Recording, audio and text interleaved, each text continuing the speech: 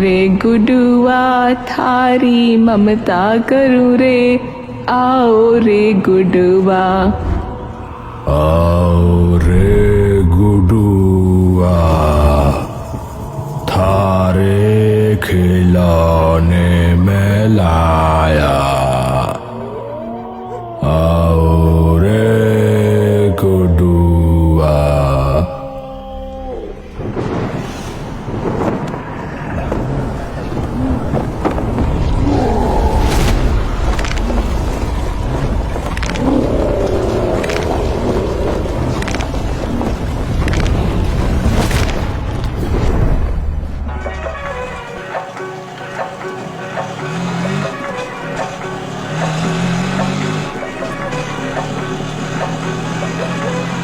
काली डुमरी गांव के घने अंधेरे में सोनम अपना कैमरा लिए ऑटो से उतरती है। माफ कीजिएगा मैम, मैं इससे अंदर इस गांव में नहीं जा सकता। पर क्यों? पता नहीं मैम, हमने तो बस कुछ लोगों के मुंह से ही सुना है कि इस पूरे गांव पर किसी अभिशापित शक्तियों का साया है। What nonsense! कुछ भी बोलते हो भैया। ध्यान रखिएगा मैम, ये गांव सच में ही ठीक नहीं है।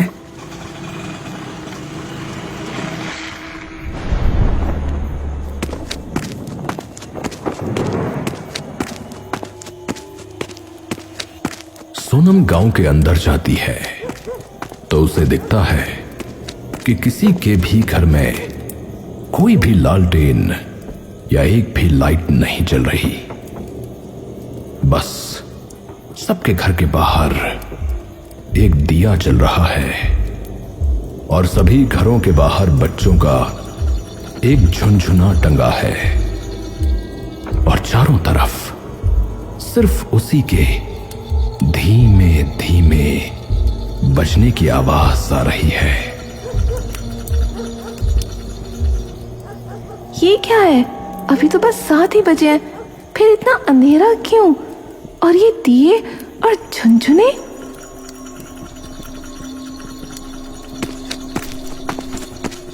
सोनम अपनी दोस्त गिन्नी के दादा दादी के घर पहुंचती है।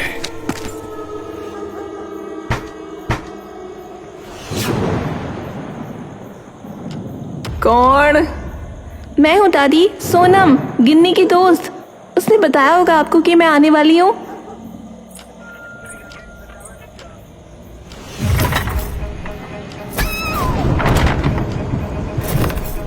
अरे अरे, ऊंचा मत बोल। क्यों, क्या हुआ? अरे वो सुन लेगा। कौन वो? नाम ना लेना, नाम लिया तो वो सुन लेता है। दादी किसकी बात कर रही हैं आप? देखिए मुझे डर लग रहा है। डरो मत बेटी, तुम बस रात को बाहर मत निकलना। प्रणाम दादाजी। प्रणाम बिटिया, तुम्हें जो भी काम करना है वो कल कर लेना। मैं तुम्हें पूरा गांव घुमा दूंगा बिटिया।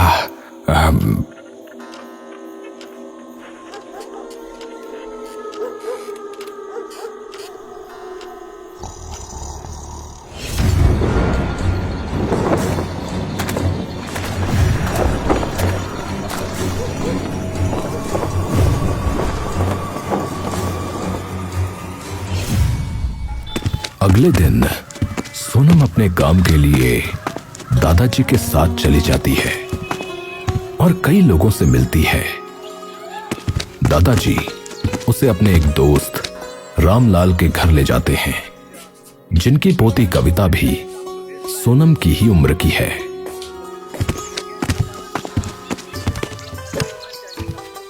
अरे आजा भाई छल्लू, अरे आजा आजा।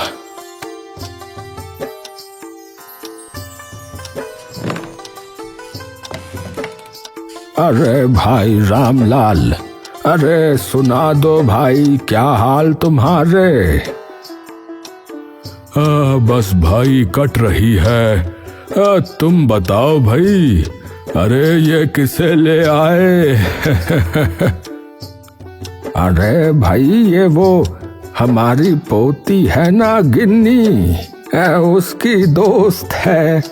ये बस कुछ काम से आई है। अच्छा अच्छा अच्छा, तो कैसे आना हुआ बिटिया? वो काका, मैं फिल्में बनाती हूँ, तो बस अब की बार गांव पर एक फिल्म बना रही थी, तो सोचा कि अलग अलग गांव के रीति रिवाज और रहन सहन देख कर आऊं।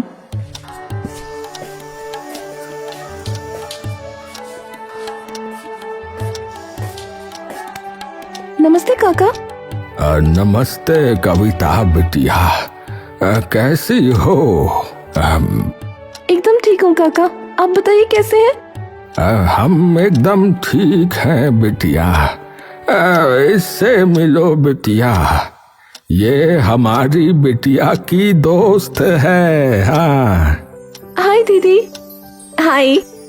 सोनम बेटी, तुम कविता बिटिया से बात करो, हम दोनों थोड़ा बाहर टहल के आते हैं। अच्छा? जी दादाजी। दीदी, आपके लिए कुछ खाने के लिए लाऊं? अरे नहीं नहीं, बस थैंक यू, आप बैठो। दीदी, ऐसे वक्त पे इस गांव में क्यों आई? कविता, यही नाम है ना तुम्हारा? जी। ऐसा क्यों बोल रही हो? क्या हुआ कविता? कुछ नहीं दीदी, मैं चलती हूँ।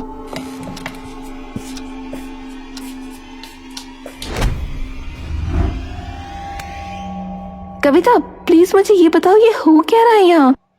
जाओ यहाँ से दीदी, अगर एक बार भी उसने देख लिया तो वापस नहीं जा पाओगी, और अर्ध चंद्रमा में सिर्फ कुछ दिन रह गए हैं। कौन है वो? नाम नहीं लेना। कविता, बताओ ना कौन है वो? क्यों सब लोग उससे डरते हैं? और अर्ध चंद्रमा के दिन क्या होने वाला है? नहीं तो मैं आज रात को गांव में खुद ही बाहर निकल कर पता लगा लूंगी। नहीं दीदी, घर से बाहर मत निकलना कभी भी, नहीं तो वो देख लेगा। कौन कौन है वो?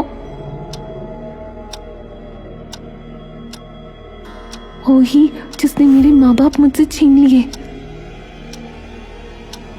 कौन? गुडुआ। कौन है ये दीदी, नहीं, नाम मत लेना प्लीज, नाम मत लेना। सिर्फ इतना बता दो, कौन है वो? काली डुमरी का श्राप। शाम ढल चुकी होती है। सोनम गांव की कई जगहों की तस्वीर अपने कैमरे में खींच वापस आ ही रही होती है, पर आते आते फिर से वो देखती है कि गांव के सभी दरवाजे बंद हो चुके हैं और हर घर के बाहर एक दिया फिर से रख दिया गया है, और हर दरवाजे पर एक झुनझुना टंगा है।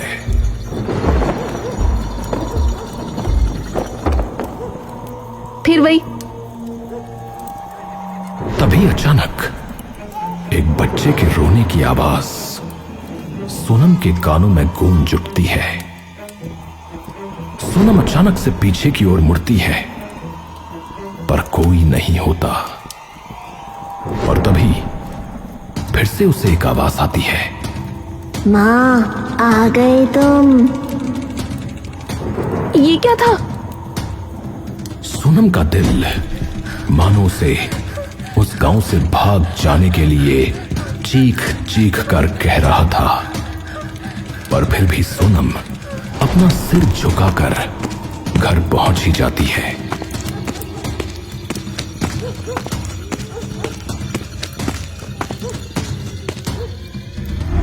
सोनम घर पहुंचते ही जोर जोर से दरवाजा खटखटाती है। दादी एक बार फिर सोनम को झटके से अंदर खींच लेती है। थारे से कहा था ना कि दिन ढले बाद बाहर ना रहना। आते वक्त तूने कुछ सुना तो ना? एक बच्चे की आवाज आई थी रोने की। दादा दादी दोनों थोड़ी देर तक कुछ नहीं बोलते। और कुछ देर बाद दादी जमीन पर गिर पड़ती है। हे मारे राम जी, बच्चा ले यो के हुआ। दादा अपना सर ना में हिलाते हुए अत्यंत भय और अधीरता के कारण उठकर इधर उधर चलने लगते हैं। मैंने कहा था मेरे साथ आ जा, मैंने कहा था। देख लिया उसने, अब हमारी बारी आएगी छेलू जी। वो ना छोड़ेगा हमें इस अर्धचंद्र के संस्कार में। दादी, क्या आप गुडवा की बात कर रहे हैं?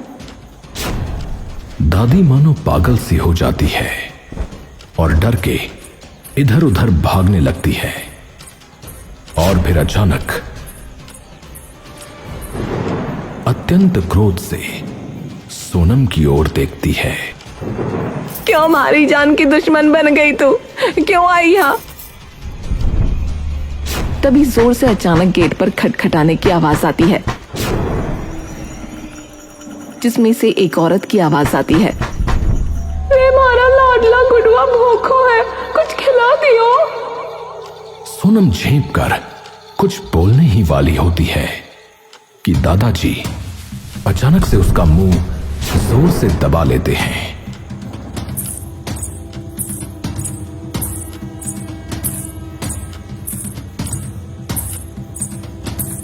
दादी कुछ रोटियां निकालती है और उस पर सब्जी रखती है।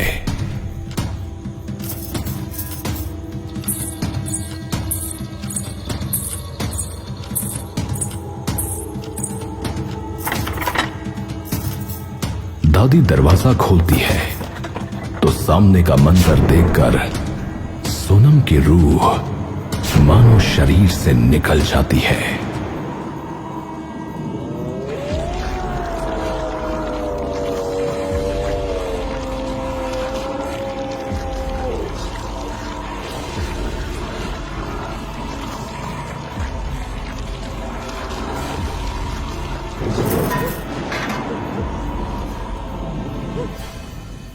धन्यवाद भाई साहब, हमारा छोरा भूखा हो गयो था।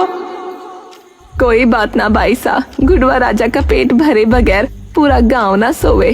जे और रोटी या सब्जी चाहिए हो तो बोल दियो भाई साहब। खम्मा खणी भाई साहब, खम्मा घनी भाई साहब। दरवाजा बंद हो जाता है। दादा सोनम का मुंह धीरे धीरे छोड़ते हैं। आज यहाँ रह ले और बखत होते ही अपने घर निकल जा। दादी, पर क्यों? मैंने क्या कर दिया? दादी जोर से अपने हाथ सोनम के आगे जोड़ लेती है। बस कर छोरी और वापस चली जा। कोई अगर नहीं बताएगा तो मैं खुद पता लगा लूंगी। दादा दादी दोनों चले जाते हैं।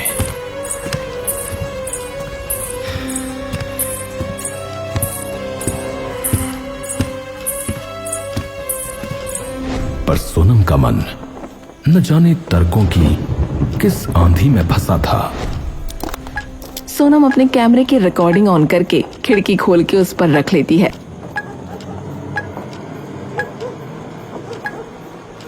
सुबह अपने आप पता लग जाएगा कि ये सब चल क्या रहा है।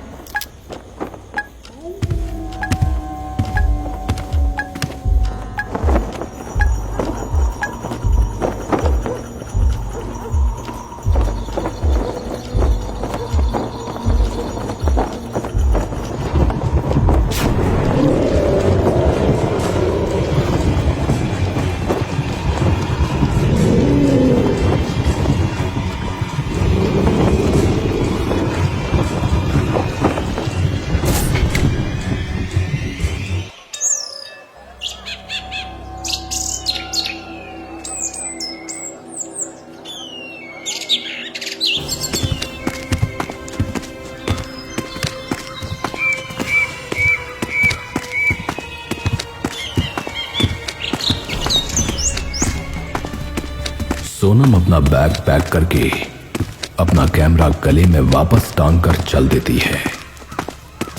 दादाजी उसे गांव के बाहर तक छोड़ने आते हैं।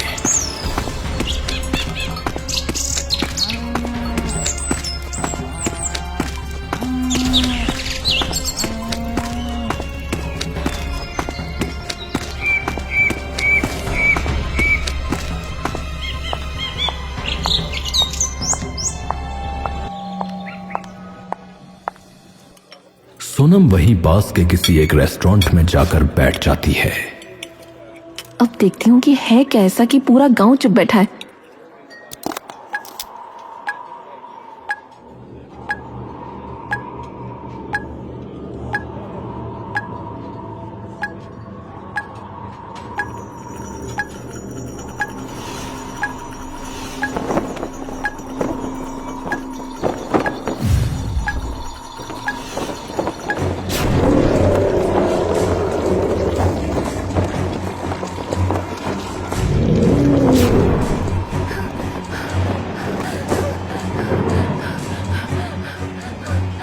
माँ, तुम घर क्यों नहीं आती?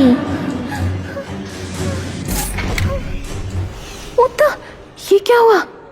बैटरी तो फुल थी, फिर इतनी जल्दी कैसे बंद हो गया? ये चल क्या रहा है इस गांव में? तभी रेस्टोरेंट की रसोई से 15-16 साल की लड़की निकल कर आती है। दीदी, कुछ लेकर आऊं आपके लिए? नहीं बच्चे, अभी तो कुछ नहीं, थैंक यू। पूर्वी सोनम के पास रखे बैगों को देखती है।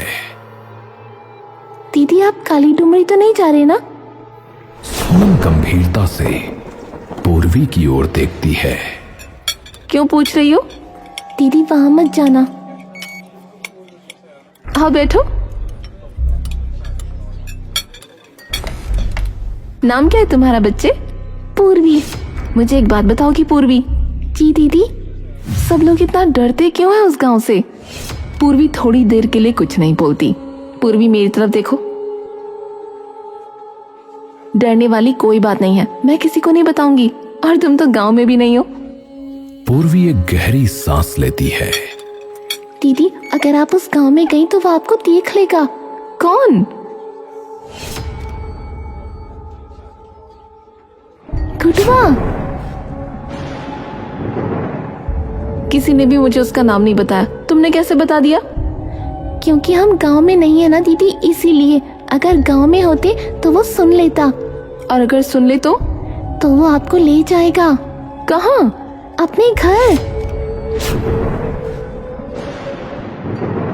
है कौन ये गुडवा? गांव का ही एक बच्चा था दीदी। था मतलब? क्या हुआ उसके साथ? ये तो नहीं पता दीदी, पर माँ बताती है कि ये सब 10 साल पहले से चलता आ रहा है। क्या हुआ था तब? पूरी बात तो मुझे भी नहीं पता दीदी, पर माँ कहती है कि गांव वाले अपने आप ही पाप की सजा भोग रहे हैं, क्योंकि गांव वालों ने गुडुआ के माँ बाप को बहुत रुलाया था। क्यों? ये तो पता नहीं दीदी। उसका घर अब भी है गांव में? जी दीदी, पर कोई उनके घर के आसपास भी नहीं जाता। कहाँ है उसका घर, पता है तुम्हें? मतलब अच्छे से तो नहीं पता, पर यही कहीं है जहाँ गांव खत्म होता है। सोनम थोड़ी देर के लिए मन में कुछ सोचती है। थैंक यू सो मच ये सब बताने के लिए, काफी बहादुर हो तुम।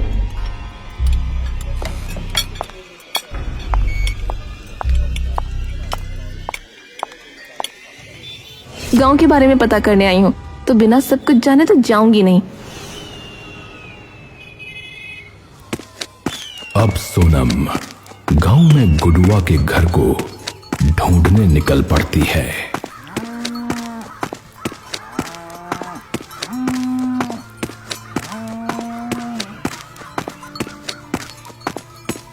दिन ढलने को आया होता है, लेकिन घर अभी तक नहीं मिलता।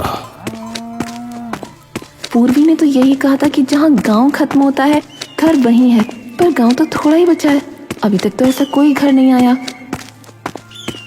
सोनम गांव के बिल्कुल अंतिम भाग में पहुंचने वाली होती है, और तभी उसे दिखता है वहां एक छोटा सा मकान, जिसकी सारी दीवारें काली हो चुकी हैं, जिसकी चौखट सिर्फ जालों से ढकी है। सोनम अपनी तेज धड़कनों और जकड़ चुके शरीर को धीरे धीरे घर की तरफ लेकर जाने लगती है, और तभी उसे एक बार फिर एक बच्चे के रोने की आवाज सुनाई देती है। सोनम के शरीर का हर कतरा अब उसे ऐसा लग रहा है जैसे उसके कदमों पे किसी ने एक मन का पत्थर रख दिया हो। हर कदम के साथ रोने की आवाज और तेज होने लगती है।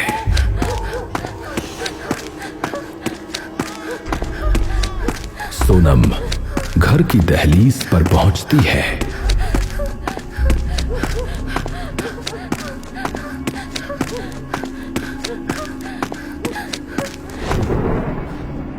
ये पूरा घर जला हुआ क्यों है?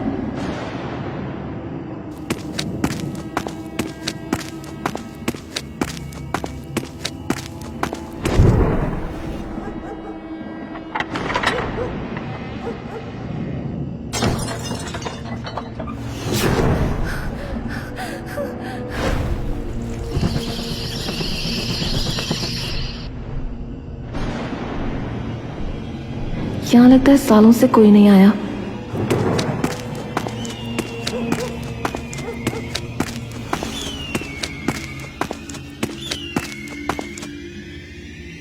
सोनम अंदर जाती है तो देखती है कि घर की सारी दीवारें काली पड़ चुकी हैं और घर में जो कुछ भी हुआ करता था वो सब राख हो चुका है।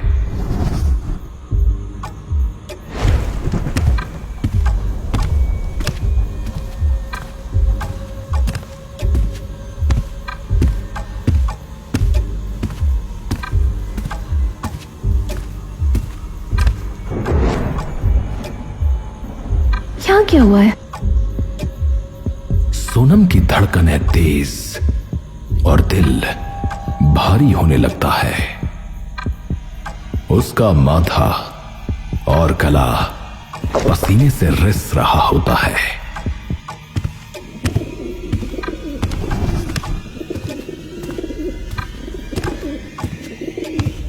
सोनम कमरे के अंदर जाती है।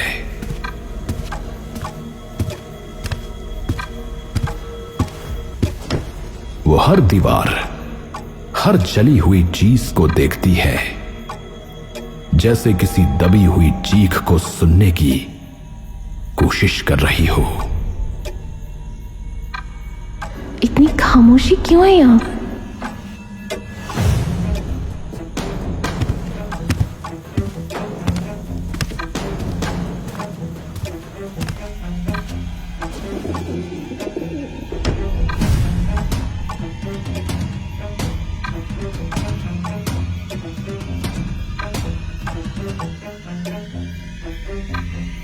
ये क्या है?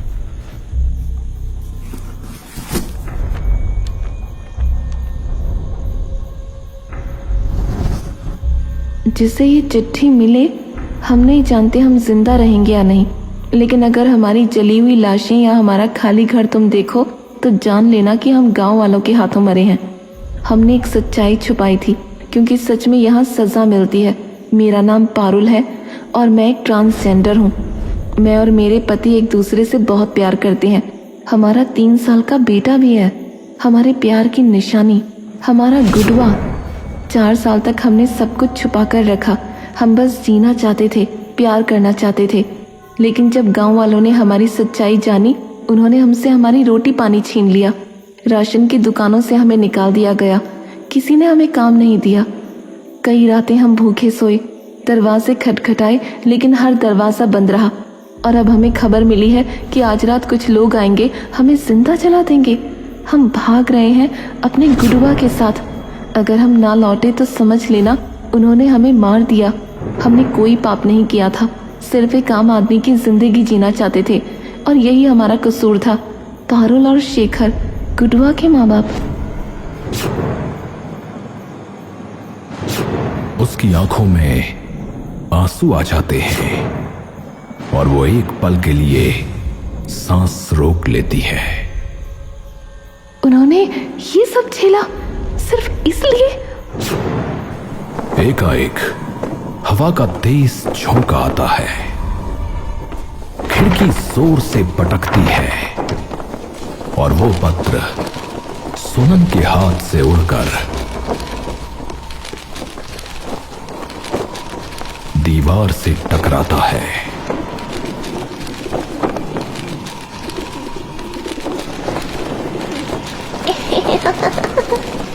माँ, तुम आ गई। सोनम की सांसें धीरे धीरे इतनी भारी होने लगती हैं मानो उसके फेफड़े फट जाएंगे।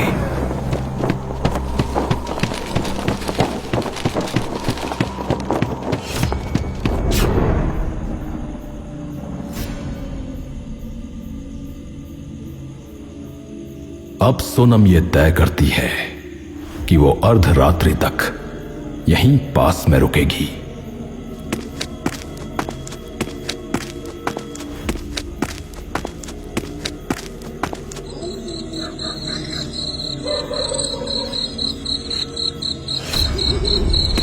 सोनम अपना कैमरा लेकर पहुंच जाती है। जैसे ही सोनम जाती है तो देखती है कि सभी गांव वाले मर्द और औरतें एक जोड़े में कहीं जा रहे हैं। ये देखकर सोनम का पूरा बदन डर से थरथरा उठता है। ये क्या है? कहाँ जा रहे हैं ये लोग?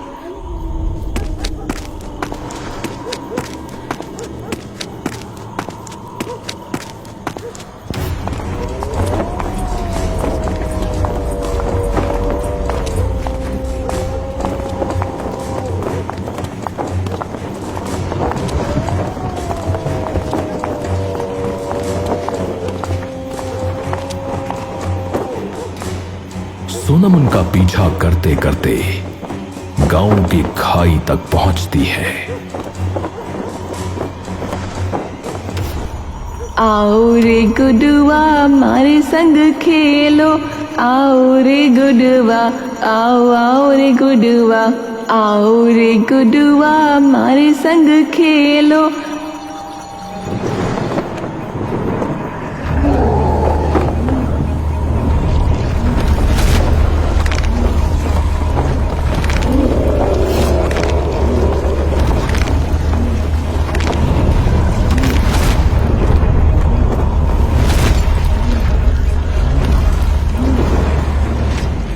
गुडुआ पहले सबकी तरफ देखता है और फिर भीड़ में खड़े एक जोड़ी की तरफ।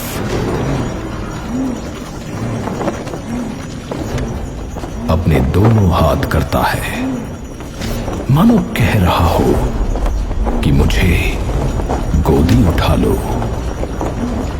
जोड़ा उसे उठाकर अपनी गोदी में लेता है। ये देखकर सोनम के हाथ पैर दोनों ठंडे पड़ जाते हैं और उसकी आंख गुडुआ से ऐसे जम जाती है जैसे किसी मां की अपने बच्चे से।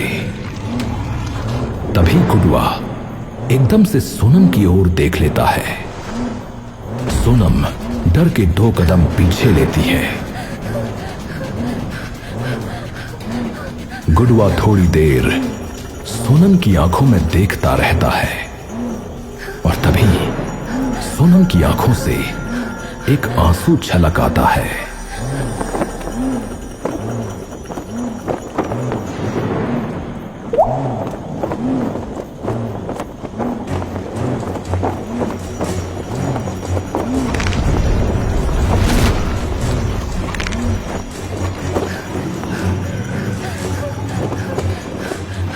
ये क्या हुआ?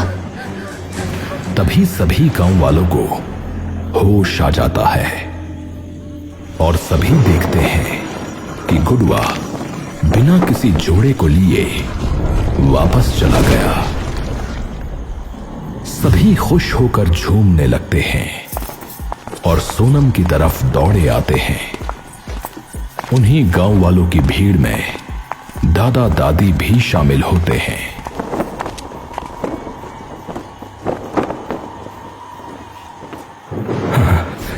बेटा, तन्ने तो हमें श्राप से मुक्ति दिला दी बेटा।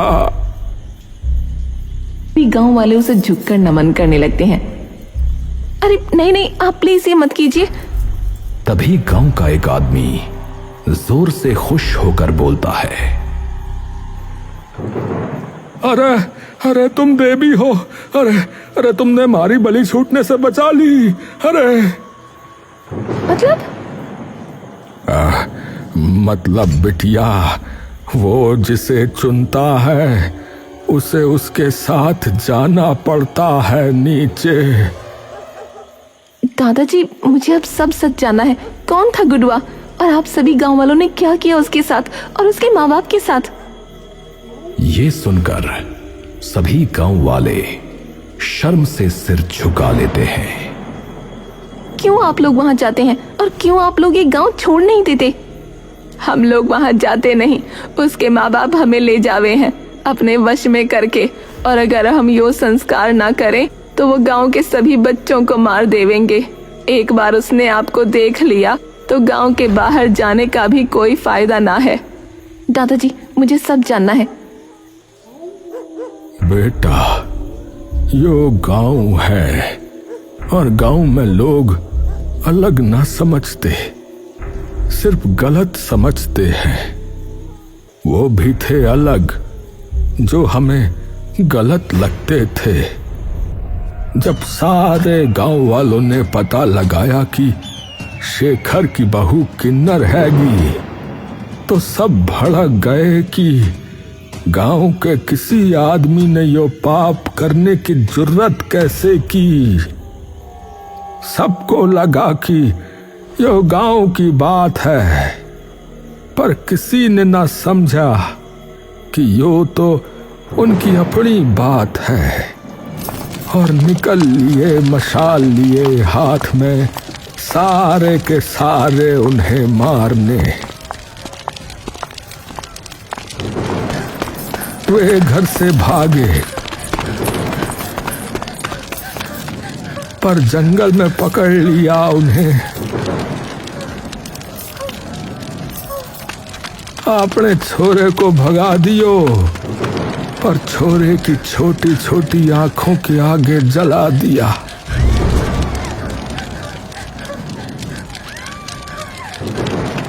छोरे ने भी खूब जोर दिखाया, अपने नन्हे नन्हे पैरों से दौड़ता ही रहा, और जब आगे कुछ ना दिखा तो भी दौड़ता ही रहा।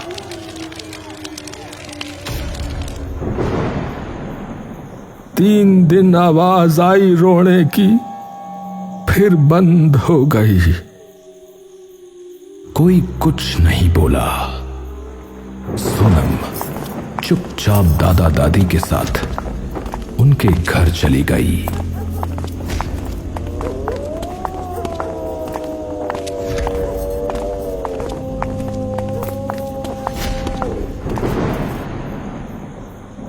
सो जा लाडो, थक गई होगी तू। सोनम सोने चली जाती है।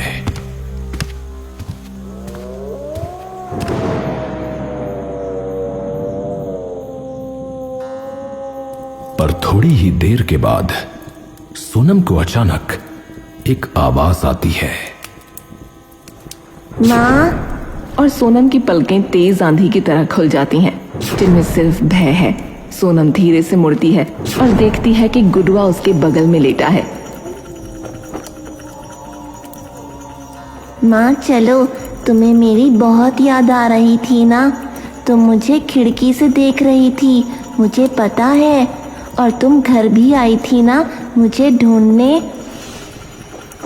सोनम चीखने की कोशिश करती है, पर उसके गले से एक आवाज नहीं निकलती।